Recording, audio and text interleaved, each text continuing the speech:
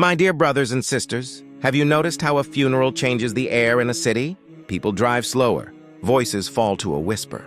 For a short while, the world remembers that life is fragile. Then the noise returns, and we forget again. But maybe you haven't forgotten. Maybe you have felt a quiet tug, the sense that your own chapter is turning its final pages. It can be frightening, yet it can also be a mercy, because awareness is a gift that helps the heart prepare. Tonight, let us sit together, calmly, kindly, and look for 7 gentle signs that a believer might be approaching the end of this worldly journey. These signs are not a verdict. They are lanterns on the road, reminders to turn back to Allah before the last breath leaves the lips. Sign 1. A sudden softness of heart. There are moments in life when something shifts deep inside your heart. You might not even notice it at first, but then suddenly, things that never used to move you do. You hear the Quran being recited, and instead of just listening with your ears, you feel it land in your chest. A verse you've heard 100 times before now makes you pause, cry, reflect. You don't even know why, but your eyes fill with tears and your heart feels soft, almost broken, but in a good way.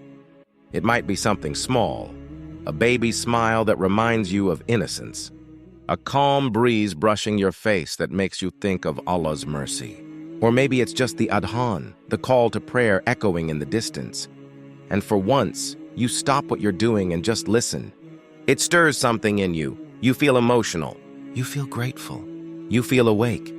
That, my brother, my sister, that is not random. That is not weakness. That is not mood. That is rahmah, mercy, a gift from Allah. It means the heart is waking up. It means your soul is starting to remember what it was created for.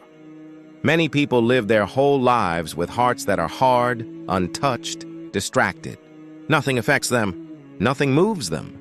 But if you find your heart softening, it means Allah is allowing you to feel what truly matters again. He is giving you a moment to return, before the final return. It's like a gentle knock on the door of your soul. That softness, use it. Don't let it fade. Don't let the noise of the world cover it up again. When your heart feels this way, run toward Allah. Say Subhanallah. Cry in sajud. Talk to Him. Even if you don't know what to say, just be real with Him. Sometimes these moments are rare. Sometimes they come before major changes in your life. And sometimes they come to prepare you for your final moments. You're meeting with the one who gave you this heart in the first place. So don't ignore it. Don't waste it. When your heart starts to feel again, it's not weakness. It's a signal, a gentle, sacred reminder you are still alive. Your heart is still beating, and your soul still has a chance. Sign 2. A powerful pull towards Salah. There comes a time in your life when something changes, quietly but deeply. You used to struggle to wake up for Fajr. You would turn off the alarm, roll over, and tell yourself, just 5 more minutes. And most of the time, those 5 minutes turned into missing the prayer entirely. But then, without anyone pushing you, without anyone reminding you, your heart starts to feel different.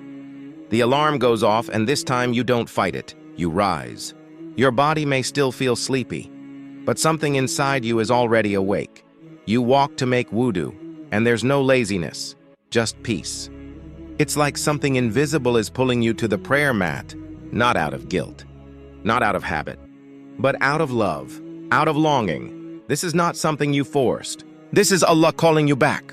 This is Allah choosing you, gently, quietly, to stand before Him before the world wakes up. Fajr becomes your moment of peace, not your struggle. The sujood, placing your head on the ground, feels like coming home. You stay there longer than usual. You cry, or maybe you don't. But inside, something feels calm, whole, honest. The Prophet Muhammad said, "The closest a servant is to his Lord is in sujood."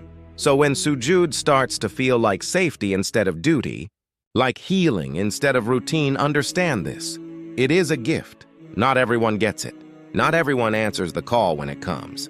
But if you feel this pull towards Salah, especially when no one is watching, it means Allah wants you near. It means he's giving you a private moment with him before he calls you to your final meeting. So take it seriously. If you find yourself drawn to Salah, if the prayer mat feels like comfort, if your day doesn't feel right without talking to Allah, even if it's just 2 minutes of whispering in sujud, then know you are being guided. You are being prepared, and the one preparing you is the most merciful, who never turns away a heart that sincerely returns to him. Sign 3. Tiredness with empty talk. Sometimes, you find yourself in the same places, around the same people, hearing the same kind of talk, but something feels different now. You're sitting among friends. They're laughing, talking, making jokes like always, but you don't feel like laughing. You try to smile, but it feels forced. Inside, you feel distant, like you've outgrown something you didn't even realize you were part of. They talk about people, gossip, drama, who's doing what. But your heart doesn't enjoy it anymore. It almost aches. The words feel heavy, tasteless. You sit there thinking, why are we even talking about this? What's the point? The jokes that once made you laugh now sound empty. The conversations that used to fill your time now feel like they're wasting it. This is not arrogance. This is not you becoming too good for others. This is your heart quietly whispering, you've changed. And you have. You're being called to deeper things. Allah is softening you. You're beginning to care about what comes after this life. Your heart is no longer satisfied with small talk. It craves meaning. It wants to remember Allah. It wants to speak about things that matter, things that last, deeds, forgiveness, the day you return to Him, Jannah. These aren't just ideas anymore. They feel real to you now, important. So when you feel this shift, don't ignore it. Don't drown it in noise just to fit in again. Listen to it. Protect that feeling. Because that's how Allah pulls a person closer to Him, gently, without force. You start to feel uncomfortable in places that used to feel fun. You begin to seek quieter moments. You want to be around people who remind you of the akhirah, not the dunya. And when you do speak, you find yourself wanting to say things that help, that heal, that matter. You'd rather be silent than say something that could harm someone. That is a sign of maturity, not just of the mind, but of the soul. When your heart no longer finds joy in useless words, it's a sign that Allah is polishing it, preparing it for something higher. Don't ignore that pull. Let your speech rise with your heart, because the tongue is a reflection of what lives inside. And when the heart remembers Allah, the words naturally follow. Sign 4. An urgent need to seek forgiveness. There comes a point when your heart begins to feel heavy. Not because of what others did to you, but because of what you may have done to others. You start to remember things you had buried deep, words you spoke in anger, a friend you hurt but never apologized to, a debt you never repaid, or a favor someone did for you that you never thanked them for. And now, these memories don't just pass through your mind, they linger. They knock gently but persistently, as if asking you to do something before time runs out. This is not just guilt. It's not random. It's a sign, a gift, a whisper from Allah, telling you to clean your record before it's sealed for good. You may find yourself suddenly wanting to send a message to someone you haven't spoken to in years. You might feel a strange discomfort every time you remember that unpaid loan, or how you never gave proper thanks to someone who helped you when you were struggling. That discomfort, that restlessness in your soul, it's mercy. It's Allah giving you the chance to make things right while you still can. The Prophet Muhammad said, "Whoever wrongs his brother, let him seek pardon from him today, before a day when there will be no dinar and no dirham." That means settle your debts now. Not just the financial ones, but also the emotional ones. Because on the day of judgment, we won't be paying each other back with money. We'll be paying with deeds, with prayers, fasting, and charity. All of it could be taken from you to pay for the harm you caused if you didn't make it right here. So when you feel the sudden urge to ask someone for forgiveness, don't ignore it. Don't tell yourself it's too late or too awkward. Allah is giving you a window to lighten your load. He's guiding your heart to peace before it faces Him. Even if the person never responds, even if they don't forgive you, what matters is that you tried, that you humbled yourself, that you cared enough to do your part, because the day is coming when the book will be closed. And on that day, you'll be grateful you responded when your heart told you to make things right. So if you're remembering someone you hurt or something you left unsettled, don't delay. While today is still in your hand, use it. It might be your last chance to heal a wound before it testifies against you. Sign 5. Rekindling broken family ties, sometimes out of nowhere. You start thinking about someone in your family that you haven't spoken to in a long time. Maybe it was an argument that ended in silence. Maybe harsh words were said. Maybe you blocked them out of your life because it just felt easier. But now their name suddenly brings a feeling you can't ignore. Not anger, not pride, but something softer, heavier, a sense that it's time to fix what was broken. You start remembering moments from the past, the times they were there for you, the laughter you once shared, the way your hearts were connected before things fell apart. And even if you try to push the thoughts away, they keep coming back. Every time you lie down to rest, the silence feels louder. It's not just regret, it's a pull. A quiet, sincere invitation from Allah to reconnect before time runs out. You notice it's no longer as hard to say, "I'm sorry," as it used to be. Your pride doesn't argue as much. Your ego feels smaller. The peace you're seeking means more than the last word you spoke. This shift in your heart is not random. It's not weakness. It's a beautiful sign that Allah is softening your heart for a reason. The Prophet Muhammad taught us that family ties are sacred. He used the word Rahim, which shares the same root as Rahman, the most merciful. That alone tells us how much importance Allah places on maintaining family relationships. When you cut off a family member, you are cutting off a path to Allah's mercy. And when you reconnect, even with a small message, a simple gesture, you are reconnecting to something greater than the person you're reaching out to. You are reconnecting to Rahmah, to divine mercy. Sometimes the person you need to reach out to is the one you least want to face. But the heaviness in your heart is a sign that Allah wants to heal you through that very act. He is giving you a chance to take a step toward peace, in this world and in the next. So if your heart feels that urgency to fix something, to reach out, to rebuild what was once broken, don't delay. Don't wait for a perfect moment. Life moves fast, and sometimes the door of opportunity doesn't stay open forever. One message, one phone call, one honest apology can change everything. And maybe, just maybe, that one act of humility and courage will be the reason Allah looks at you with extra mercy on the day when you need it most. Sign 6. Frequent encounters with death reminders. Lately, it feels as if death keeps walking beside you. 1 week, you are praying janazah behind someone much older, and you nod, because that is the circle of life. The next week, you are standing over the grave of a classmate, a neighbor, someone who smiled at you just a few days ago. The gap between him and me suddenly feels thin, almost invisible. You scroll through your phone and see post after post, names, faces, condolences. Your mind drifts to the faces of people you love and then, quietly, to your own. You wonder, if I left today, what would I leave behind? The reminders do not stop at headlines. They visit your sleep.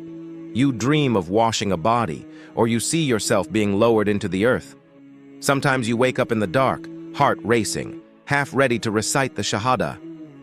Other times, during a quiet drive, you catch yourself planning who should receive your books, who will care for your parents, how your debts will be paid. These thoughts are not morbid. They are mercy. Allah is tilting the mirror so you can see the reality that everyone else is too distracted to notice. Each reminder feels like a soft nudge. Pack your suitcase. The ticket is confirmed. Only the departure time is hidden. So you start checking the pockets of your life. Are there prayers missing? Debts unpaid? Words you need to say to someone before silence takes over? The Quran repeats, "Every soul shall taste death. Taste is only a moment. After that moment, the next world begins. And the plate you bring forward will be filled only with your deeds." The Prophet told us, "Remember often the destroyer of pleasures, death." Not to make us sad, but to polish our priorities. When the heart remembers the grave, grudges feel heavy, gossip sounds silly, and sins lose their shine. You find yourself choosing kindness because you may never get a second chance to fix a harsh word. You give charity because money looks safer in your book of deeds than in your bank account. You pray Fajr on time because you don't know if you will live to see the sunrise tomorrow. If funeral notices keep knocking on your door, open it. Let the lesson enter. Let it clean the dust off your intentions. Death is not the end. It is the border crossing. The wise traveler uses every breath here to make the welcome on the other side warm and bright. May these constant reminders not frighten you, but free you. Free you to live sincerely, to love quickly, to forgive easily, and to meet Allah with a heart that is light. Sign 7. A quiet contentment with meeting Allah. There may come a day when you sit alone and feel something you cannot quite name. You still have hopes. You still have plans, but they seem lighter now, like suitcases you could set down at any moment. It is not depression. It is not laziness. It is a gentle stillness. You look at your achievements on earth and they feel small next to the thought of standing before the one who created you. Of course, there is a splash of fear. Every student feels nervous before the final exam. But beneath that tremble sits an unexpected peace, a quiet Alhamdulillah that rises from the soul itself. This calm does not mean you dislike life. You still smile at children. You still sip tea with joy. You still work hard, but you see these moments as gifts on a journey, rather than trophies to cling to. When someone praises you, the heart replies, "All credit belongs to Allah." When someone offends you, the heart says, "Let it go. I am almost home." You begin to measure your day not by how much wealth you earned, but by how many times your tongue remembered Allah, how many people you helped, how many sins you pushed away even when no one was watching. You find yourself drawn to quiet acts of worship. Dhikr feels like breathing fresh air. 2 extra rak'ahs after Isha feels sweeter than another hour scrolling through a screen. Charity slips from your hand more easily, because you trust that nothing you give in His path is ever lost. When you raise your hands in dua, you no longer bargain the way you once did. Instead, you say, "Ya Allah, if you are pleased with me, that is enough." The Prophet Muhammad said, "Whoever loves to meet Allah, Allah loves to meet him." When that love begins to bloom, do not hide it. Do not be ashamed. Feed it with Quran at dawn, with dhikr at dusk, with a smile to someone who needs hope. Remember the verse where Allah promises, "Indeed, for the friends of Allah there will be no fear, nor will they grieve." Fear may still exist, yes, but grief melts away, because you know the destination is mercy. Picture a traveler who has finished packing. The ticket is booked, the bags are zipped, the house is in order. He still enjoys the last evening with his family, but his heart is already at the gate, excited for the journey. This is not surrendering to failure. It is graduating with grace. If you feel that readiness, thank Allah for polishing your heart until He could see His reflection inside it. Keep it shining with dhikr and with good deeds. And when the time arrives, you will step forward, not as someone losing the world, but as someone returning to the most loving host, who has been waiting all along. My beloved listener, if you recognize even one of these signs, do not panic. Respond, add 2 extra rak'ahs tonight. Give a quiet charity that no one knows about. Call your mother, just to hear her dua. Place your head in sujood and empty every secret sin onto the prayer mat. Remember, Allah's door never closes. He is Al-Wadud, the most loving, who welcomes the servant that crawls back even after years of distance. And He is Ar-Rahman, whose mercy is wider than every ocean you have ever seen. So breathe. Plan for Jannah the way people plan for weddings and careers. And when the angel of death finally arrives, may he find you smiling, Quran in your heart, forgiveness on your lips, and trust filling every corner of your soul. May Allah grant us a beautiful life, a peaceful death, and a reunion in gardens beneath which rivers flow. Ameen.